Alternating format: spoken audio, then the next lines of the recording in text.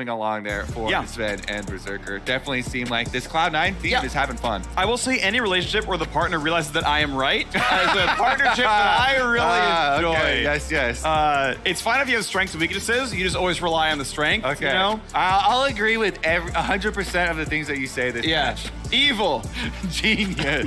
Inside joke. But we are on to the Rift now for Cloud9 versus FlyQuest. Tied in the standings, although to get twisted, Cloud9 were winless until Sven came back into the squad with Berserker. They have crushed every team so far. Yeah, 3-game winning streak for the intended roster here for Cloud9. If we get right into the champion select, the champion we thought they were going to fight over the most, the Yuumi, has been banned away super early on here. A lot of bottom lane bans, a lot of support bans coming through with Afromu and Sven kind of fighting over dominance down there. I do like that Udyr's been added to the list also of bans here for Blabber, for Cloud9, bringing it back once again. So he always had so much of a threat, though. I was really partial to the old school Blabber Gragas jungle, and he already pulled it out once here. I think he is one of the best Gragas jungles that we do have. He's always looking for those big first plays. Please! I would love me some Velvet for Josedeodo. Yeah, I agree. Okay, so I actually plan on doing this when it came up. Like, I'm Freak, that's Kobe. We have a third caster, it's the audience. Your input, very much valued, by the way. So the boo when they got up Velvet, more of that, right? Like, let us know your appreciation for the good and the bad. Hey, the Gragas for Blabber! Nice. We got it. I swear, this man is so good at it, and it comes from the origins. Cloud9 Academy and Cloud9 internal scrims are where, way back when, they first really started abusing Gragas Yasuo. It was from this organization, from both of their LCS and Academy team, really utilizing it to its fullest, that then really just took over North America. So happy to see a return here. And again, Blabber, very good with the Gragas plays. He's one of the biggest things. He's always going to go punish people that do not have flashes, and is also very good at the mind games of just body slamming at people and then just making them flinch, and hoping that they'll flash, expecting your flash afterwards, getting the free summoner spells. Ooh, it works very well versus Jinx too, Freak. I have to say, Jinx is a great target for Gragas. One thing that does surprise me, though, is that they left up the Twitch when we heard from FlyQuest after week 1, talking about, like, oh yeah, no, we think Twitch is really good in Azera. You can watch the lane, you outscale. Twitch is open. Yeah, you can't Yuumi, but like Twitch Lulu, very good. Like another, one of those, I would say just like second place right there is Twitch Lulu, and that would have been an available draft, but you can see that they're saying, no, we're gonna play Jinx, gonna play really safe backside, and then Cloud9 has the assumption that, well, you still need safety for the no escape. So because we have the Gragas, because we have the Yasuo, Tom Kench would have been your pick. So taking that one away. Yep. Get that one off the table. They do need something to protect this Jinx. It's so hard to be like, all right, well, how do we protect our immobile AD carry against Gragas Yasuo combo?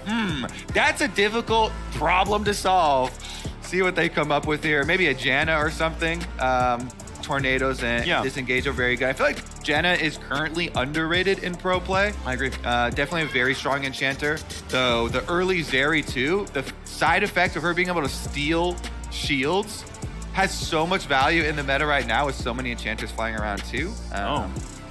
Can link some of those. Ornn is the soft implication here with the Kayle ban. Gangplank as well, but Gangplank was banned earlier on by FlyQuest. But those are like the two counters I see most often Kayle is used for. Yeah, wouldn't be surprised if we see some Ornn, some Gnar as well. Sure. None of these things are going to be out of the ordinary. We could get the Gwen answer if we do see the early lock in there, though.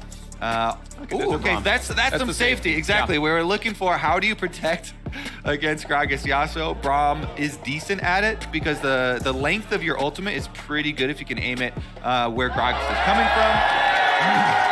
Come on, Berserker. Berserker loves the fan. Gragas top lane. Yeah. Flag spick. Hey, Fior's still pretty good though. I will take Fiora over Ornn versus Gnar, right?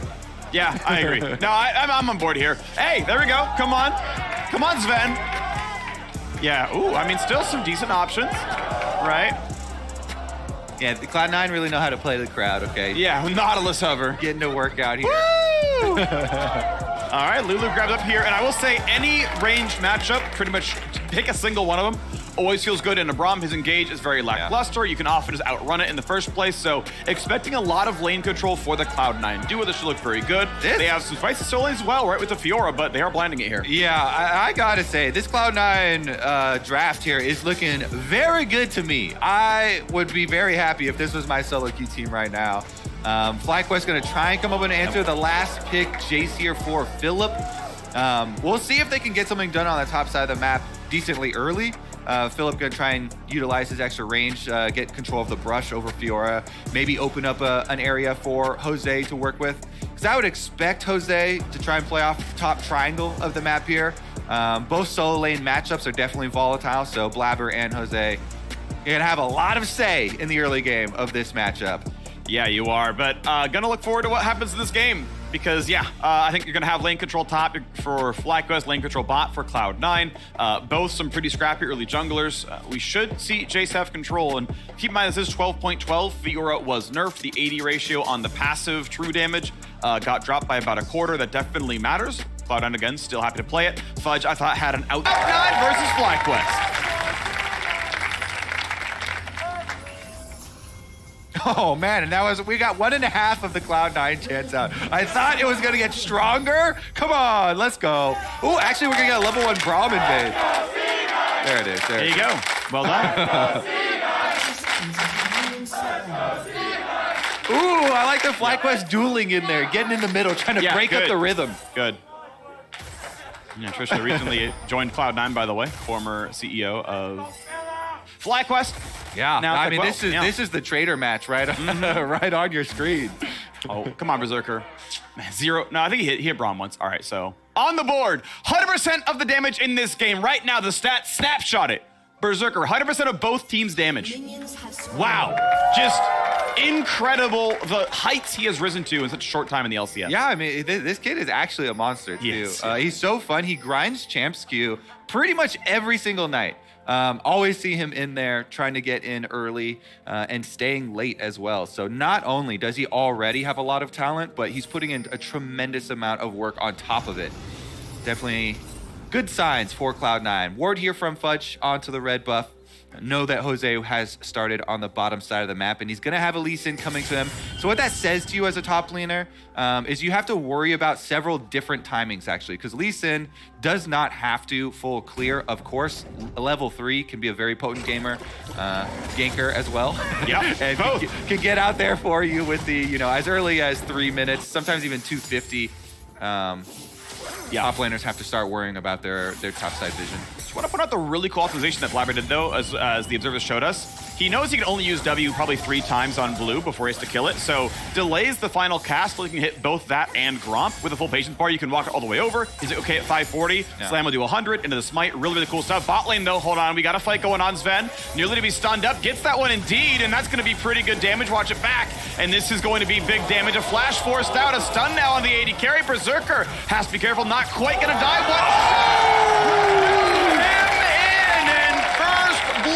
Goes to Johnson. Johnson says, sit down, Berserker, get back in Champs queue, because we're on the LCS stage right now. Afromu leading the way on that Braum, and they got just enough distance there with the exhaust slowing him down. Jose now finding Blabber on the invade. Jose got the smite, so that is most of the chickens belonging to him. Only a couple went to Blabber.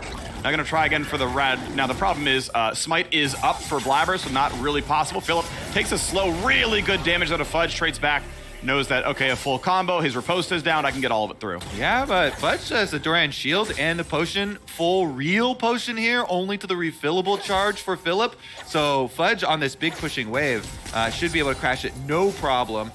Not going to be too worried about the Jace damage moving forward. Meanwhile, off of that invade, they got extra vision. They know Blabber towards the top side, so that's why they're able to go for these all-in trades on top side of the map.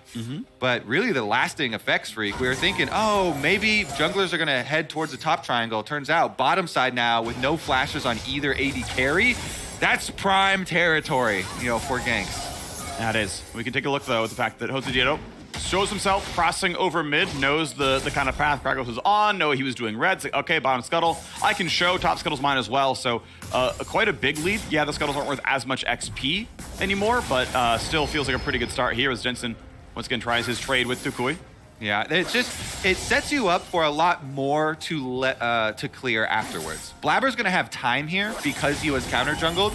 He has less of his own camps, so you can either force ganks or you can try and go for your counter invade.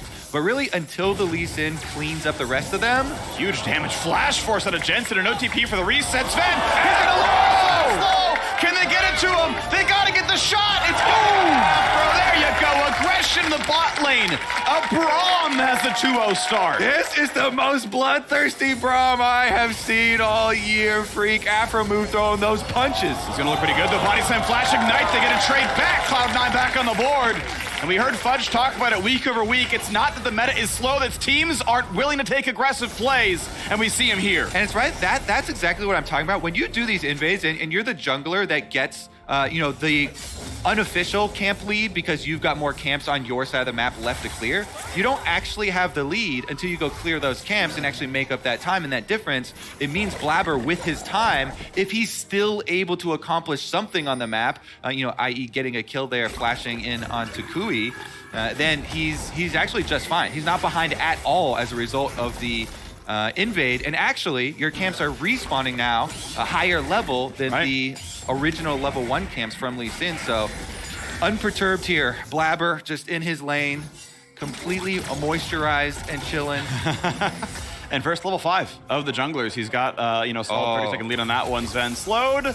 Not too much more there. Now, though, as good as Johnson and Aframu have been in, exerting their will on the bottom lane here, forcing these plays, they do have to know that the junglers now will be swapped back down to this bottom side, so not overextend themselves. You saw Blabber kind of hovering around. He's waiting. Oh my God, they've been playing so aggressive all game. Maybe we can get a counterplay off here. But Afro and Johnson now adapts correctly. Oh, he's gonna spot it. Hello, out of the red buff pit. Smite is down, and you can count smites, by the way. He should actually be able to know. Blabber does not have smite based on charges on his item, but will that be the play? Because they've got a fight going on right now. Blabber is still taking the turret, or the dragon damage, by the way, until he can jump away from this one. Flashes down, has to go back in. Engage comes in, Sven drops yet again here, as Berserker is zoned out by Flame Chompers, and that's gonna be a dragon. A freebie at this point, earned by a great engage. Thank you very much. 3-1 in kills, 1-0 in Drees. Cloud9, it's all over the floor right now, Freak. It's just full Cloud9 spaghetti. Blabber into the back of the dragon pit, takes about 200-300 damage worth of those flame breaths as he's just pinned in back. Then bottom again. Cleanses it off, good sidestep. Tries to predict the juke, goes downwards instead of upwards. Berserker will live. Nice attempt.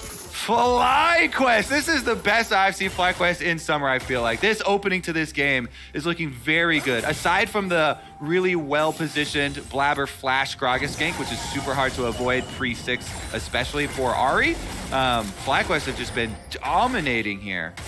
Really beautiful stuff, and we'll see if they can keep that pressure going, because we know the Herald's up in 40 seconds, and often you'll see a team, recall, rotate, and make that play happen then. Yeah, I mean, take another look at it. Blabber does take the cone in.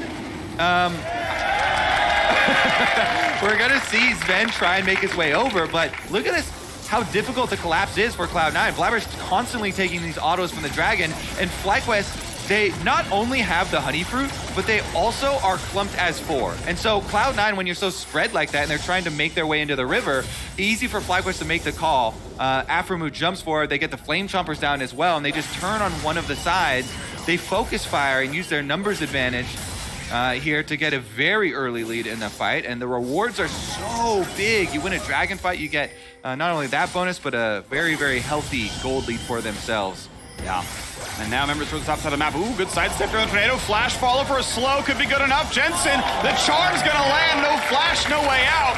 And it's time to fall. Big Benson's gonna be broken for a little while. It's gonna be the Herald going over to FlyQuest. Really, really intelligent play all game long here. You could see, as we were talking in the Fog of War, both Jose and Aframu being so patient, waiting there. They're just waiting for the aggressive move from Yasuo. As soon as Jensen moves up, Jose and Afro immediately collapse. It's just like, FlyQuest are playing 3D chess here. That's the regular form of chess, by the way. It's a 2D game.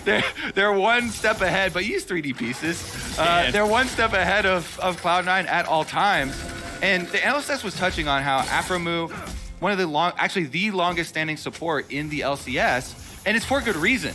You know, it's because he provides so much value as a shot caller and as a playmaker for this team on a very defensive support like Braum, constantly jumping forward, punishing both Sven and Zerker. Yeah, I mean, it's really impressive. He's so long-standing. He's good thinking on his feet. And FlyQuest, Philip, walking away under his tower. Pretty good damage to the Fudge.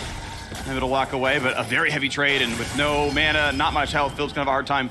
He does have TP. He's got a Josedeodo in his pocket, so this is a lane shove, and a pretty safe recall. This will crash the turret, and it will be a slow push unless Fudge can push it quickly.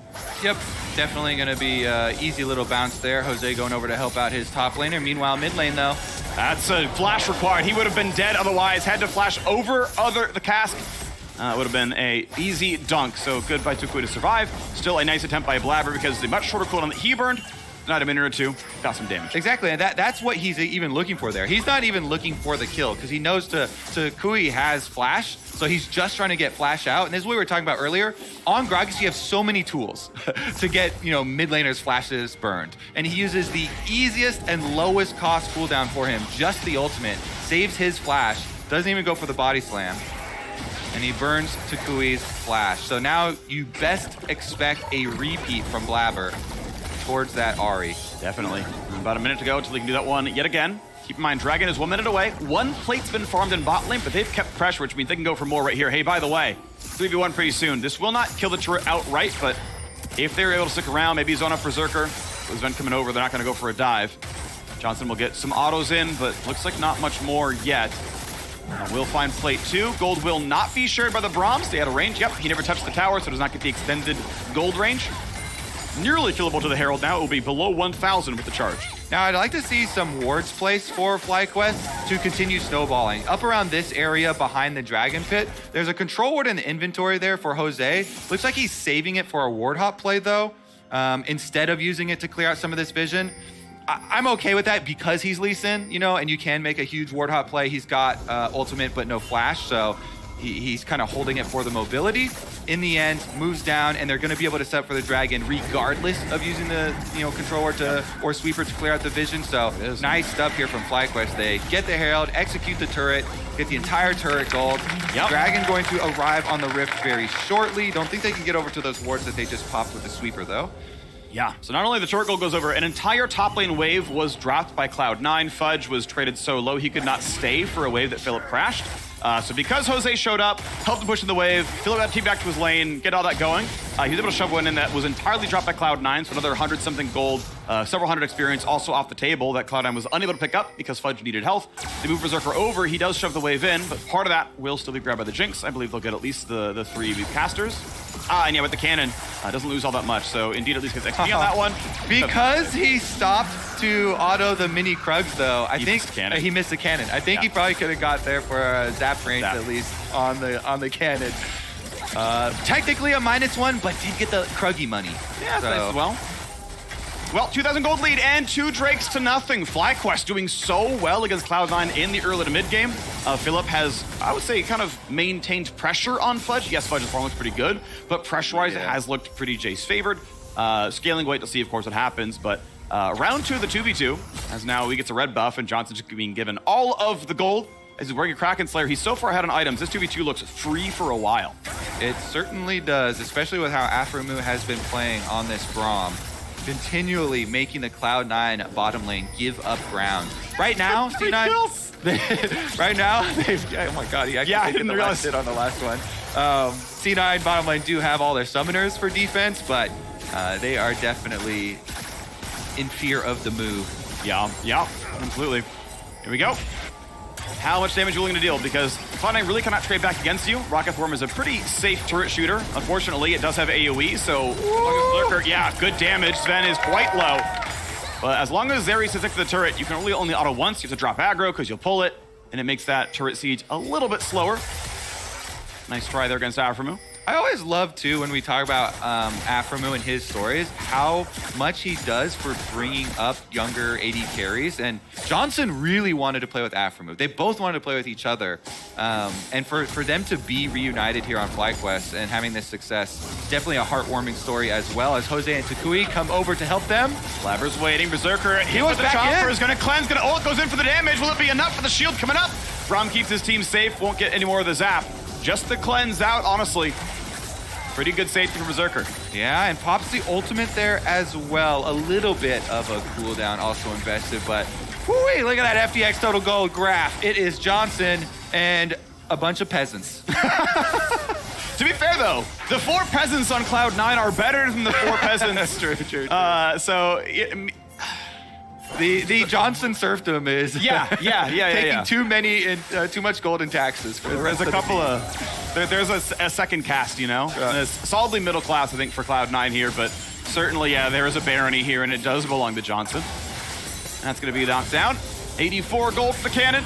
As you move towards what looks like Hurricane or Rapid Fire Cannon. No further daggers in a Phantom Dancer. What's interesting is your best and favorite build is actually Kraken PD.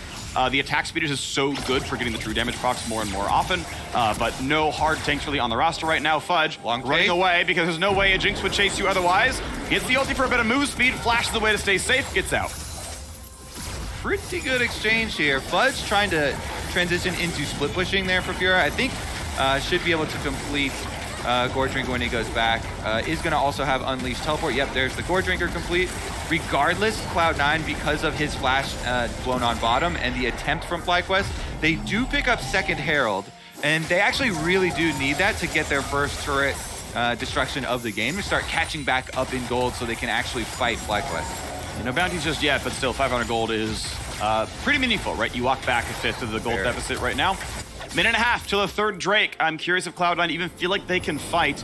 Not yet onto one full item. The Zeal sidestep, not a bad choice by any means, but it does delay the shield bow of Yasuo. Has time till he has to recall. Actual gold-wise, he's not close. He's ultra not close to shield bow, so Jensen will not be able to get him to Mythic. If that's the play, then if they're playing out of spikes, they can't play for Dragon 3. Yeah, I think Cloud9 right now are just in farm mode. Jensen has Sven behind him though, so they go aggressive. A lot going on here. Philip's gonna flash. There's the block for Afro, but Ignite is still on. Ulti lands, the shot in. Sven gets the flash follow. Afro gonna look for a stun here. He's got Josedeodo. That's gonna be a kill. That is definitely gonna be a dead Lulu. Sidesteps the Q still. There's really no way you live through this one. Josedeodo is the conqueror and gets one back on the board. So they expend a lot there to get a kill onto their support. Jensen really wanted that one. Maybe then, that actually does make up a lot of the timeline there to try and get him to his shield bow. But FlyQuest still get the return kill right back around, and they get to push mid as well. Anytime Johnson is alone with Berserker, that's good stuff for FlyQuest, because he can push in on these towers, utilize that rocket range early on, and just push him off objectives. So I think Cloud9 should have been in pure farm mode. They try and make a play to get money onto Yasuo, but it does cost them across the map. And they're going to get mid-outer as well. That's pretty beautiful. Third Drake, I think, at this point, a formality. Earned off of how well they played the preceding 30 seconds. And Philip even burns his TP to shove in bot lane, but we're going to see Cloud9 go for the cross-map. Tukui diligently stays in the top side, knows that Cloud9 will go for something up here. His ult's up, his flash is up, his ignite is up, has some action, but be careful, Blabber will find a bit of a slow. Is going towards an AP build himself, then a Harvester is in. They will try to turret this on the map. So that is the Herald being put to good use. Yeah. Second tower, maybe a possibility. When are reinforcements coming? Actually not going to shepherd it in, which a little bit surprises me. Yes, okay, Braum is here by now. Hexagates actually make that a bit more troublesome. I think the reset is actually really valuable for him right now. Wow, they don't even need. Also, Shelly can take over her own business, freak. Apparently so. Chikoi, unfortunately, does not quite time the auto attack appropriately. Does not pop the eye that had open right before the charge. All right, so here's the attempt. With Sven coming up, Jensen's like, all right, we can definitely chase down Philip. Afro move makes it pretty dicey here. And then even as the exhaust is ticking, Sven sees that there's a potion being chugged by Philip, so he flashes forward to make sure they can actually get the kill and secure it. Does cost Lulu the flash, and then also it's going to be the trade kill over to Jose. So kind of rough for Cloud9 there, because they really wanted that money actually on the kill credit onto Jensen. He'll take, the assist money, but still going to be a while for Cloud9 to really make up this difference. Johnson is just so rich. 2 items here. Hurricane completed on the Jinx. And this is well in advance of their Dragon Soul fight. 3.5 minutes left on that timer. Pretty quick pace here set by FlyQuest. For sure. The part that matters to me, though, is what does item 3 look like? Because VF Sword is not the most absurd third item spike. I assume in 3.5 minutes, Berserker's going to get to his second as well. And so at least in terms of like completed items, you'll probably have a spot where it's close-ish. The scoreboard looks bad. At least in items, it'll be reasonable. So kind of waiting for that timer right now. Until then, though, of course, FlyQuest completely run the map. Anything Johnson looks at just kind of dies in front of his eyes. I will say, Fudge, been doing some great work up there, buddy. I know you haven't been on screen much. He had the avoid getting picked off play. Besides that, though, farming very well on the Fiora. And that's kind of Cloud9's split push ace in the hole for later on. This is why, you know, they have the confidence. A lot of people right now actually have the confidence to just blind pick the Fioras. And Fudge has had a pretty strong return to top lane, if I don't say so myself. Yeah, I think he's been really phenomenal. I think even in game 1, again, his Fiora game was very good. So Fudge feels like he's definitely playing a really good season. I want to keep that going because, yeah, he'll be a really big factor if Cloud9 are to succeed. Sven joined because he's like, this is one of the only rosters I can join where I think we have a good chance of winning the LCS. And yeah, I think that's true, right? This roster is undefeated on the back foot here, certainly, but more game to play. Certainly are. That 3-game win streak in jeopardy right now.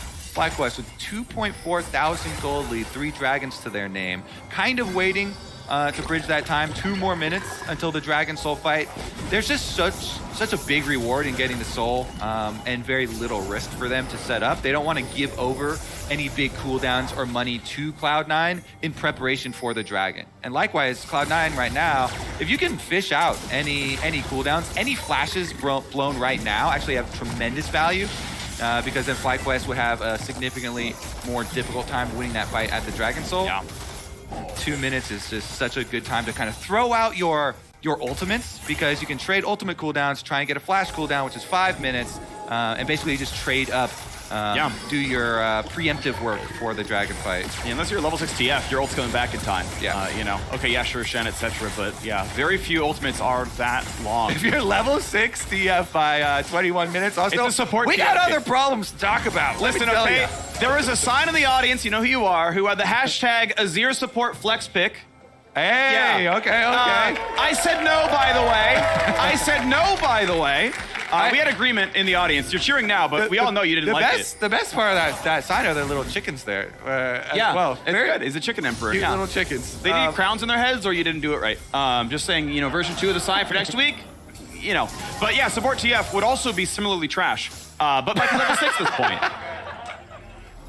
But we tied it together. The support TF, I think, is more trash because then you also don't even generate more gold out of your loaded dice passive because you're not CSing. Oh, yeah, true. So you're just getting negative power. Like, TF is one of the worst supports that you can have because you don't get to use part of your kit even. Yeah. Smite Spellthief's top Gangplank, I think. Similar attempted record. Just do nothing for a while. All right, baby, we got 15 seconds on that Dragon clock, though. Soul. 10, 9. They're not going to fight right when the Dragon arrives to the Rift. 5, 4, 3, 2, 1. And the teleport's there! And we got the fight, baby! We knew what was going to happen! And there we go! Blabber is down! It turns out you can go to the LCS teams in a fighting! You don't need a Tucker Champions only button, you just got to count down from 10! Dragon Soul to FlyQuest! We've just discovered some new tech here. We just discovered some black magic that I wish I knew in all these Immortals games that I was catching. I'm gonna use your power, crowd, for the Immortals game that we have coming up because we need the countdown to force fights. That would be so useful in those cases. I thought they were counting down the Dragon arrival, but the crowd was actually counting down the time until Blabber dies. Yeah. That was the live audio Blabber death timer. Yeah. What if it's like the monkey's paw thing where it's like the finger curls and it's actually just someone kills themselves into a team fight? I wonder. I'm gonna I'll take say it. Credit to FlyQuest for picking him off. Yeah. Credit to FlyQuest. Dragon second early. We are at a 23-minute Dragon Soul. This is Let's gonna take feel a look good. at it. All right. Judgment will be held now. Was it int or was it pick? Okay, it was a little. Hang on. a little Jensen, bit of both. Philip, hello. Welcome to the LCS. And a solo kill. Oh, the Bosco! Oh my, no, okay. Cask, run away. He's gonna live, but FlyQuest just own everything now. That was actually a really sick Blastcone play there by Jose to pop Blabber closer. Does get his flash, his ult, and his body slam out, and FlyQuest right onto the Baron. I mean, the jungler's around, sure, but flashless, castless, good luck, buddy. They're going to be able to see him. Blabber's there, going to be marked by the Jinx, but they got to make sure they can keep him out of the pit. Jakui waiting in the wings. They find the engage. Here we go. Fudge to the front line. Don't come across from Aframu. Fudge walking away, will stay alive. They're firing the shots. And Baron's resetting. Cloud9, who expertly played disengage. They're playing on the edge. Gets the buffs, cleanses the exhaust, stays up. He's still fast. He can find a bit more. Zaps up pretty soon. Oh my God, I actually love this kid. 2v5, he's chasing him down, wants to pepper in as much extra damage as he can. Magnificent defense there from Cloud9, getting them off that Baron. That was very dangerous, considering, like you're saying, they have no playmaking abilities on Blabber. So they have nothing to actually force the kill for themselves, but enough damage from the outside, poking there onto FlyQuest, is able to do it. Oh, beautiful stuff. So we get to watch this fight again. Nice brush trap. Already at 1/3. Really great stuff from the new promotion from FlyQuest, from their academy squad. Philip up here into the starting LCS spot. And they said when they promoted him, they really believe in his future. Very, very young player still, showing up. Now he's about to get attacked on bottom side of the map though, 2v1. There's the cast to the wall. Here's Fudge with the chase down. Good luck, Torres. Not gonna save you. That was instantaneous. What are you kidding me? He actually just lives. He actually lives. Thank you for buying armor. He's gonna get through it. And now here comes the Goon Squad. 3 versus 4. Jose gonna kick into the wall. Hello, I've got Zap missing, but Blabber knows he's done for. Josedeodo, not going to get much more than that, but still, 1-0. Philip lives, beautifully done. Does cost them 1 turret on the top side of the map because everybody went down to go get that one. And so Jensen split pushing for Cloud9 gets some gold back for himself. FlyQuest, though, they're not going to let you throw everything at Philip on the bottom side and get away with it. They chase down the kill. They get the extra flash out of Zen as well. Berserker trying to get vision for his team. Good call here, though. I've seen so many people, especially even Cloud9 members, get baited in by crabs, Freak. What? No, I've never heard of a single time Cloud9 has overstepped for Scuttle Crab. Name 7. I will not, sir. Have you watched MSI? I like to live in the present. Yeah, well, right now, looking for a gift in the top lane, but no, it's Phil's able to walk away in time. Had reinforcements, Jensen maybe wanted the bait, but he doesn't go too far for that one. All right, here's another look at the 2v1, how it started. Coming out of the brush here, they pop the Predator from Blabber, Fledge jumped forward, they ultimate him into the wall, and then he sidesteps just the W there. Able to sidestep the repose, dodges out, and then the team comes to make them pay. So really impressive how fast he got those 4 stacks across, really beautiful. And yeah, at this point, Blabber knows he's done, so all right, body slam, buy some space. I mean, this is why I always actually really like when I see Phase Rush Jace. It's super common now, but utilizing that move speed effectively, it's such a good, both defensive and offensive rune choice for you to take for Jace. You know, we saw him use both sides effectively in back-to-back replays. He gets the top kill on Jensen, flashes and use the Phase Rush speed there to use it offensively and get the extra kill onto Yasuo, and then defensive demonstration by Philip on bottom side too. So thank you, sir, for the instructional video. Yeah, back-to-back TikTok clips. Yeah, true. We'll see more of them too.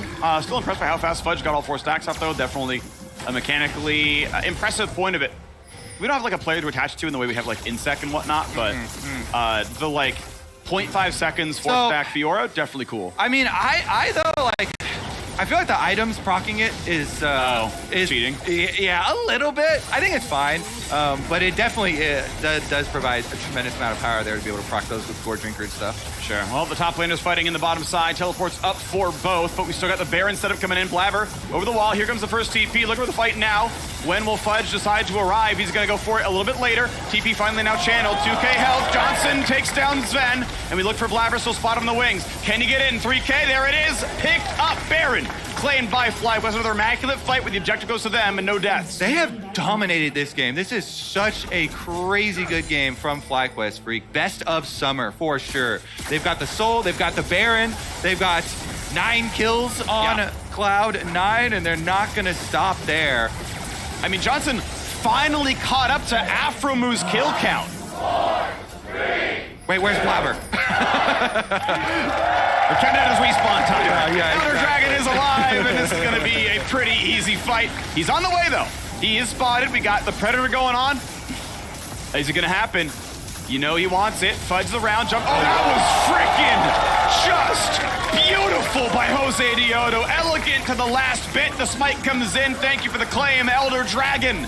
Another objective belongs to FlyQuest. Everything belongs to FlyQuest. Jensen trying to split push on top side against still there for Cloud9, but they've been trying to pick up just the scraps that FlyQuest leave behind and not able to do much with them. Objective bounties are up, so the scraps are worth more now, but they're way more difficult to take because both Baron and Elder Dragon on FlyQuest, they can do whatever they want. Okay, no one's in that brush. That's what Sweeper's for. Okay, no one's waiting for me. They are going to the mid lane instead. Does not get spotted out.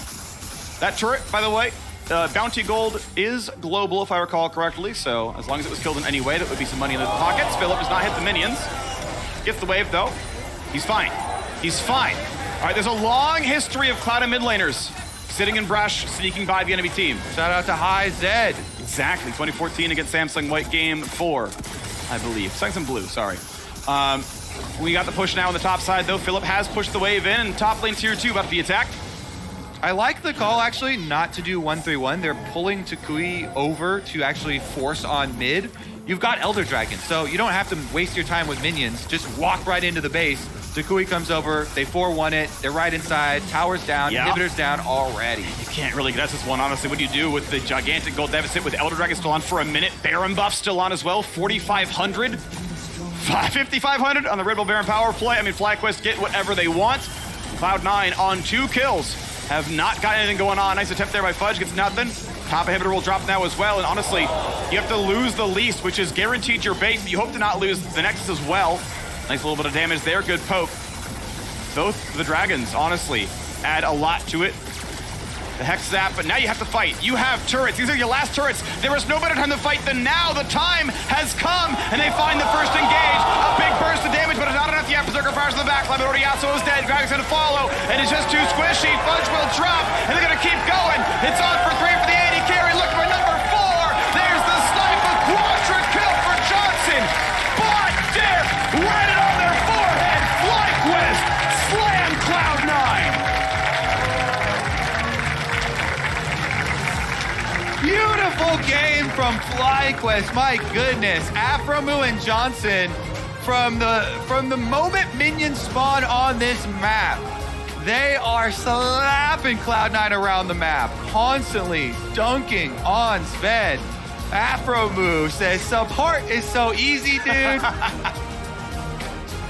And it actually is for him. Oh my gosh. Welcome, welcome, welcome. The first defeat for Sven's support. The first defeat for the intended starting roster of Cloud9. Yeah. And it's a well-deserved win for FlyQuest. It is a 11